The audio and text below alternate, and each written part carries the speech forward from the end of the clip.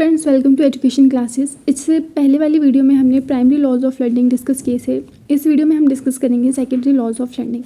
First law of primacy, it is said that first impression is the last impression. A teacher should create good impression on the very first day. That impression lasts for a long time. He must impress his students on the very first day. Similarly, the pupil should make the right start and be most serious even from the first day. The learning on the first day is most vivid and strong. यानी कि first impression जो होता है हमारा वो last तक चलता है। टीचर को चाहिए कि वो क्लास में पहले दिन अच्छा इंप्रेशन क्रिएट करे ताकि बच्चों पर टीचर की अच्छी छवि बने, क्योंकि वही इंप्रेशन लास्ट तक चलता है। For example, first answer of the student in the answer sheet carries enough weight for the rest of the answers also.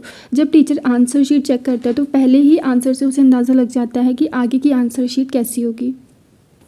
तो जो फर्स्ट इंप्रेशन होता है उसकी हमारे माइंड में काफ़ी स्ट्रॉन्ग इमेज क्रिएट होती है। फर्स्ट लर्निंग बहुत पावरफुल होती है। अगर फर्स्ट लर्निंग करेक्ट हो तो लर्निंग स्ट्रॉन्ग होती है, लेकिन अगर फर्स्ट लर्निंग रॉन्ग हो तो करेक्शन डिफ़िकल्ट हो जाती है। फॉर एग्जांपल, अगर चाइल्ड रॉन्ग स्पेलिंग सीख ले तो बाद में करेक्ट करना डिफ़िकल्ट हो जाता है। तो टीचर को चाहिए कि वो फर्स्ट एक्सप्लेनेशन क्लियर देनी चाहिए, गुड इंट्रोडक्शन यूज़ करना चाहिए और राइट हैबिट्स डेवलप करे। In other words, this law is based on well begin is half done. यानी कि बिगनिंग स्ट्रॉन्ग होनी चाहिए, इसलिए कहा गया है कि well begin is half done. अगर आपने स्टार्टिंग अच्छी की है तो समझिए आपका आधा का वहीं हो गया। Then law of recency, recent acts are lasting. यानी कि जो हमने रिसेंटली कुछ पढ़ा होता है वो काफ़ी टाइम तक हमें याद रहता है। We remember those things better which are recent. Hence a people should revise his entire course just before the examination. तो एग्ज़ाम से जस्ट पहले बच्चा जो है अपना सारा सिलेबस रिवाइज करता है। विद बिना रिविजन के वो चीज़ें चाहे उसने जितने अच्छे से याद की हों वो भूल जाएगा। The revision just before the examination helps him. Instructor should recognize the law of recency when they plan a lesson summary or a conclusion of the lecture. Repeat, restate, or re-emphasize important matters at the end of a lesson to make sure that learners remember them instead of inconsequential details. यानी कि exam से एक दिन पहले revise की हुई चीज़ें ज़्यादा याद रहती हैं। रिसेंट लर्निंग इजीली रिमेंबर होती है। जो चीज़ें रिसेंटली पढ़ी होती हैं वो ज़्यादा याद रहती हैं। रिवीजन मेमोरी को फ्रेश करता है। बिना रिवीजन के फॉरगेटिंग होती है, रिटेंशन वीक होता है। सो teacher should lecture and teacher को चाहिए कि वो लेक्चर के एंड में समरी प्रोवाइड करें, इंपॉर्टेंट पॉइंट्स को रिपीट करें, रिवीजन करवाए बार बार। फॉर एग्जांपल, हमने कोई रिसेंटली फ़ोन नंबर याद किया तो वो हमें याद रहेगा, लेकिन जो कोई पुराना फ़ोन नंबर हमें याद होगा वो हमें भूलने लग जाता है। तो रिवीजन जो है वो हमारी मेमोरी को स्ट्रेंथन करती है। Then law of intensity of stimulus, this law states if a stimulus is strong. अगर स्टिमुलस स्ट्रॉन्ग हो तो आपका रिस्पॉन्स भी स्ट्रॉन्ग होगा, लेकिन अगर स्टिमुलस वीक है तो आपका रिस्पॉन्स भी वीक होगा।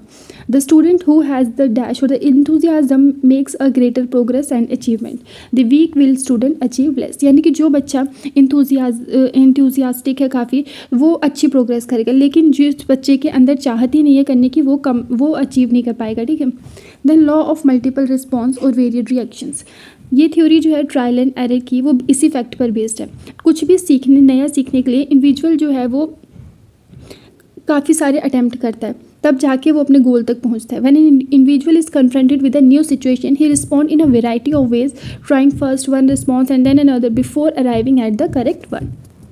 यानी कि लर्नर डिफरेंट मेथड्स ट्राई करता है अंटिल करेक्ट सोल्यूशन मिल जाए जब तक। फॉर एग्जाम्पल, चाइल्ड वॉकिंग करना सीखता है तो पहले गिरता है, फिर उठता है, डिफरेंट वेज ट्राई करता है, फाइनली वॉक करना सीख जाता है। Another example, maths problem solve करते वक्त स्टूडेंट डिफरेंट फार्मूलाज ट्राई करता है, बार बार प्रैक्टिस करता है, तब जाकर वो एक सम जो है वो अच्छे से सॉल्व कर पाता है। ट्रायल एंड एरर से क्या होता है, क्रिएटिविटी डेवलप होती है, प्रॉब्लम सॉल्विंग इंप्रूव होती है और इंडिपेंडेंट लर्निंग होती है। तो टीचर को चाहिए कि वो स्टूडेंट को ट्राई करने का चांस दे, मिस्टेक से लर्निंग इनकरेज होती है, पनिशमेंट अवॉइड करे। अब डिस्कस करते हैं लॉ ऑफ सेट और attitudes. According to this law, the mental set and attitudes of the learner plays an important role in learning. The learner perform the task properly if he has developed the healthy attitude towards the task. Teacher should assess the student to develop positive attitude towards various activities जैसे कि curricular और को curricular. यानी कि इस law के according learning में learner का एटीट्यूड और मेंटल सेट बहुत इंपॉर्टेंट रोल प्ले करता है। अगर स्टूडेंट का एटीट्यूड पॉजिटिव होगा तो लर्निंग फास्ट होगी, और अगर एटीट्यूड नेगेटिव है तो लर्निंग डिफिकल्ट हो जाती है। कभी आपने नोटिस किया होगा कुछ स्टूडेंट्स मैथ्स को डिफ़िकल्ट समझते हैं, तो कुछ स्टूडेंट्स बोलते हैं मुझे इंग्लिश नहीं होती। ये नेगेटिव एटीट्यूड लर्निंग को वीक बना देता है। अगर लर्नर सोच ले मैं कर सकता हूँ तो उसका कॉन्फिडेंस और परफॉर्मेंस दोनों इंप्रूव होती है। फॉर एग्जांपल, अगर एक स्टूडेंट ड्राइंग पसंद करता है, वो ड्राइंग जल्दी सीखेगा, इंटरेस्ट के साथ करेगा, बेटर परफॉर्मेंस देगा। लेकिन अगर उसको सब्जेक्ट बोरिंग लगे, अटेंशन कम होगा उसका और लर्निंग भी वीक होगी। तो टीचर को चाहिए कि टीचर का इंपॉर्टेंट रोल होता है कि पॉजिटिव इन्वायरमेंट क्रिएट करे, स्टूडेंट को मोटिवेट करे, उसका जो फेयर है उसको रिमूव करे और एप्रिसिएशन दे। टीचर को स्टूडेंट में कॉन्फिडेंस, क्यूरियोसिटी और पॉजिटिव थिंकिंग डेवलप करनी चाहिए। यानी कि यहाँ पर फोकस है कि पॉजिटिव एटीट्यूड जो है वो लर्निंग को इम्प्रूव करता है। Then law of analogy and assimilation. According to this law, the individual makes use of old experiences or acquisitions while learning a new situation. There is a tendency to utilize common elements in the new situation or existed in a similar past situation. इस law के according हम नई चीज़ को पुराने experience की help से सीखते हैं। लर्नर ओल्ड एक्सपीरियंसेस को न्यू सिचुएशन में यूज़ करता है। हमारा ब्रेन सिमिलैरिटीज़ को कनेक्ट करता है। अगर हमने पहले कोई सिमिलर चीज़ सीखी है तो न्यू लर्निंग ईजी हो जाती है। फॉर एग्जांपल, मोटरसाइकिल चलाना सीखना ईजी होता है अगर पहले बाइसाइकिल चलानी आती है।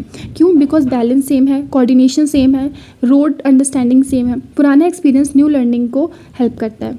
Hence, when learner finds the similarities and dissimilarities in the lesson with daily experiences, he learns better. Teaching must be correlated with life experiences. यानी टीचर को न्यू टॉपिक को ओल्ड नॉलेज से कनेक्ट करना चाहिए। Example, अगर teacher fractions पढ़ा रहा है तो पिज़्ज़ा स्लाइसिस का एग्जाम्पल दे सकता है। इससे स्टूडेंट्स जल्दी समझते हैं, लर्निंग मीनिंगफुल होती है, इंटरेस्ट इंक्रीज होता है और रिटेंशन भी स्ट्रॉन्ग होता है। Teaching should be connected with life experiences. उसके बाद आता है law of associative shifting. It is also known as conditional response. According to this law, response may be shifted from one situation to another which is presented at the same time. This law is related to the law of transfer of learning. The learner use the learn material और knowledge to another fields of the life. यानी कि इसको condition response भी कहते हैं। इस law के according response को एक सिचुएशन से दूसरे सिचुएशन में शिफ्ट किया जा सकता है।